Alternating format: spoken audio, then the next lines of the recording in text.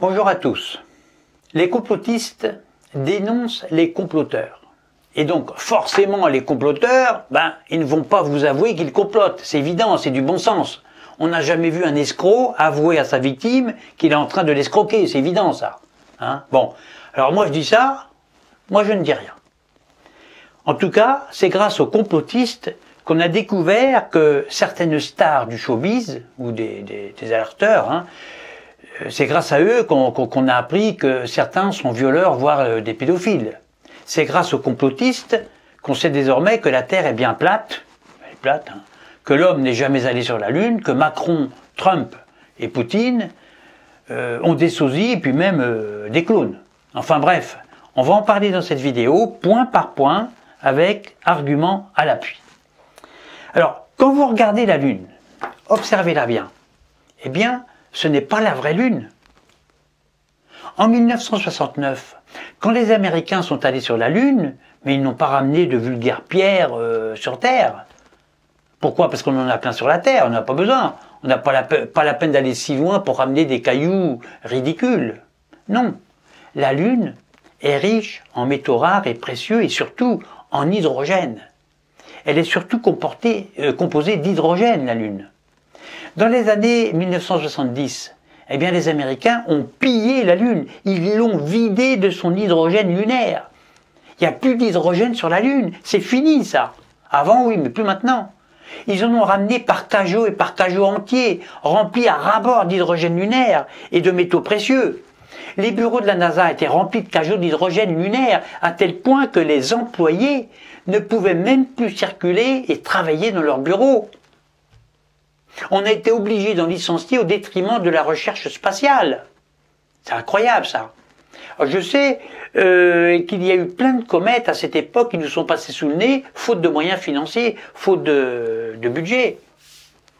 Alors, comme ils ont vidé la Lune de sa vraie substance, c'est-à-dire de métaux précieux, or, argent, hydrogène, etc., ils l'ont remplacée par une Lune de synthèse qui n'est finalement qu'une pâle copie de l'original. Comparez simplement la Lune actuelle avec celle des années 50, 1950, ou même de celle de l'Antiquité. Comparez. À l'époque, la Lune était superbe, elle était chantée par tous les poètes, elle était adorée, adulée, respectée, puisque riche en or, en argent et en hydrogène lunaire. De nos jours, notre Lune de synthèse est devenue quelconque, presque vulgaire, elle est très très mal imitée, on voit qu'elle est transparente quand elle apparaît en plein jour. Vous regardez, on voit les nuages comme ça qui passent derrière par transparence. Ça se voit, ça, quand on voit la Lune en plein jour. Il faut savoir que l'homme actuel, grâce ou à cause de sa haute technologie, eh bien, cet homme actuel modifie complètement son univers et la nature elle-même. On a la pollution, le transhumanisme, on programme les naissances, jusqu'à même l'avortement pour une question de confort. Les hommes se marient entre eux, les femmes couchent entre elles, on clone les animaux, et puis même les humains, on va en parler. La banquise fond de plus en plus, on fume des fortifiants pour modifier nos états de conscience, et là maintenant, on pille le couscous. On pille le cosmos. On remplace les planètes par des astres de synthèse. Mais j'invente rien, moi. Regardez la Lune, regardez comment elle est. Moi, j'ai acheté des petites jumelles, toutes simples, et je les ai pointées par hasard sur la Grande Ourse. Vous savez, ce qu'on appelle la Grande Casserole. Sur Myrsa, qui est une étoile, qui est l'étoile du milieu du manche de la casserole. Eh bien, à côté de Myrsa, il y a une toute petite étoile qu'on appelle Alcor et qui sert depuis des siècles pour vérifier notre acuité visuelle.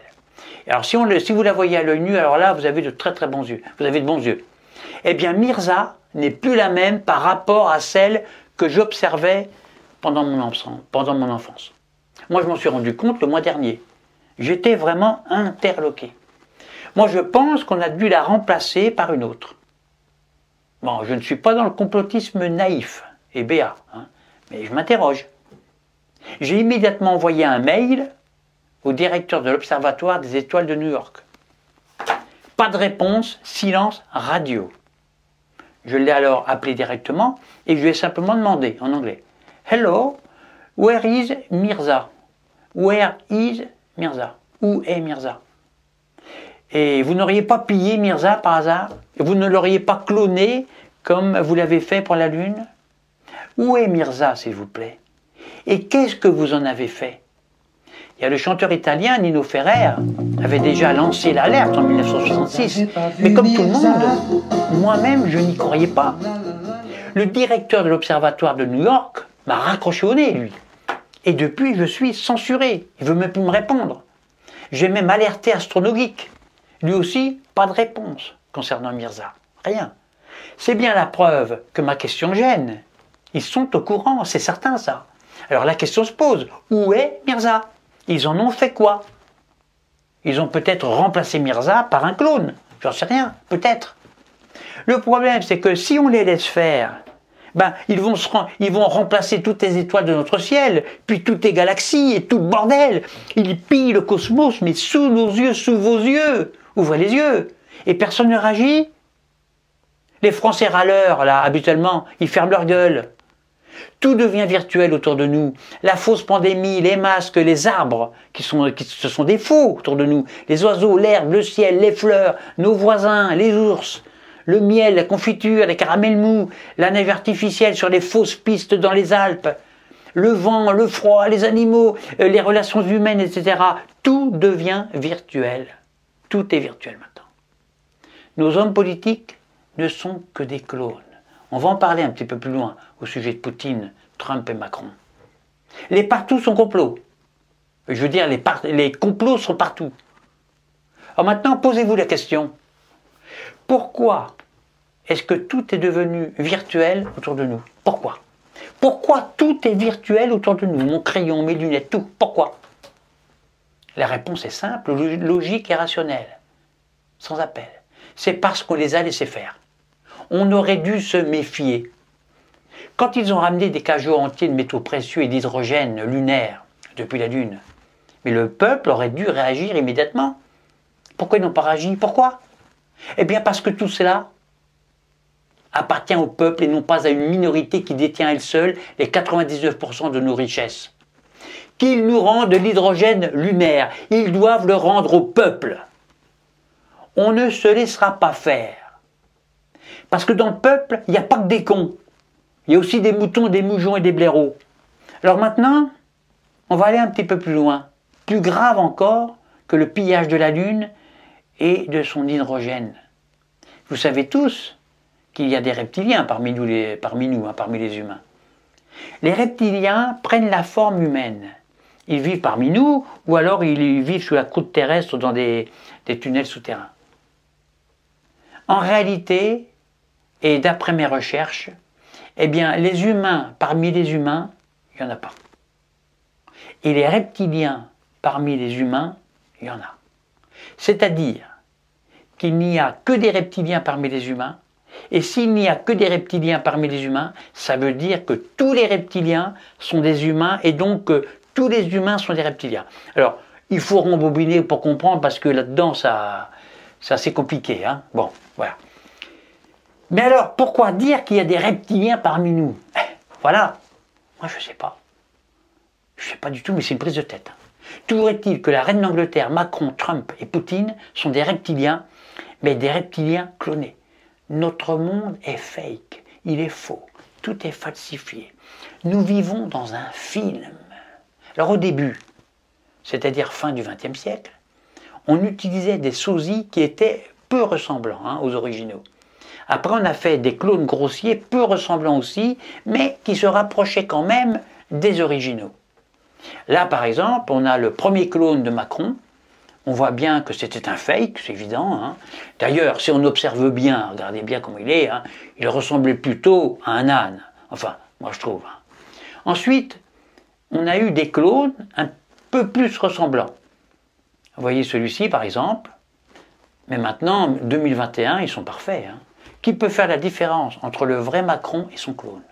Le vrai est à gauche, le clone entièrement refait en studio est à droite. Cherchez bien, ils sont rigoureusement identiques. Tenez, je vous montre ici en exclusivité une première réunion entre les premiers clones de Macron, de Poutine et de Trump. Vous voyez, C'était pas le top, hein, c'était pas très ressemblant. Alors pour la petite histoire, l'auteur de ces mauvais clones s'est fait virer du labo en biologie moléculaire, puis envoyé à Guantanamo, puis en Sibérie, et enfin à Fleury-Mérogis où il est mort, naturellement. Hein. Il est pendu ou étranglé, on ne sait pas. Encore une question. Qu'est-ce qui leur prend de vouloir tous nous cloner? Moi je pose la question, qui peut paraître naïve pour certains, mais je pose la question. Pourquoi ils clonent la Lune, les étoiles, Mirza, les présidents, les ministres, les stars de cinéma, etc., etc. La réponse est simple. Ils veulent tous nous cloner. Ils veulent cloner l'humanité. Et pourquoi ils veulent cloner tout le monde? La réponse est simple. Parce que tout ça, ça fait partie de leur plan. Et quand ils auront cloné tout le monde, alors ça fera quoi? Ça fera quoi? Alors tout simplement, écoutez bien, quand ils auront cloné tout le monde, c'est-à-dire l'univers, l'humanité, les plantes et tout, alors leur plan aura abouti. Moi je dis ça, moi je dis rien. Mais il y a encore plus grave. Quand leur plan aura abouti, qu'ils auront cloné les humains et l'univers et tout ce qui nous entoure, des atomes aux galaxies, les ours et les lapins, etc., ils ne s'arrêteront pas là. Eh bien, ils cloneront l'univers et les humains qu'ils auront déjà clonés. Ils feront des clones de clones. C'est-à-dire que lorsque vous verrez le président Emmanuel Macron à la télévision, eh bien, ce sera en réalité le clone d'un clone, d'un clone, d'un clone, etc. On ne saura plus où est l'original de Macron, qui sera peut-être mort depuis longtemps, ou même qui n'aura jamais réellement existé. Et même votre télé sera un clone de télé. C'est vraiment un truc de fou. Hein. C'est pour ça que nous devons nous réveiller, que les complotistes doivent faire leur travail d'intérêt général. Si on ne les arrête pas les autres dans leur folie, mais ils n'arrêteront jamais de cloner leurs propres clones, et ainsi pendant des siècles et des siècles et des siècles pour l'éternité. Mais c'est quand même grave, c'est très grave.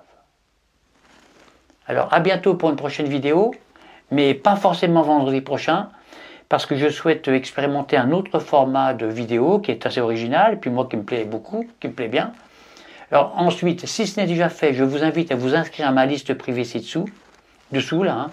Vous cliquez sur le lien, et puis vous trouverez toutes les explications pourquoi il vaut mieux s'inscrire à la liste. À bientôt.